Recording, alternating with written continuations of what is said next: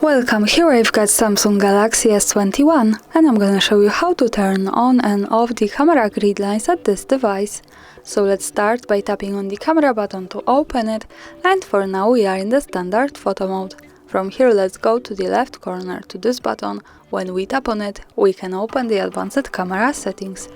Now let's just simply slide a little bit down to the useful features category, and here at the first position we have the grid lines option. By using this button we can turn it on and turn it off like that as we need. For now let me keep this turned on. Let's go back to the camera to see the grid lines, and here they are in the camera preview. This is useful, for example, when we want to use the rule of thirds in photography or making experiments with composition.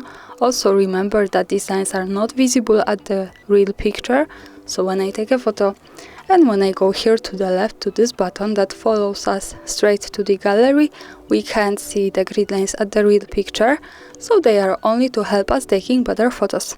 And of course when we don't need them, we can go back to the left corner, slide again a little bit to the useful features and use this button to turn them off.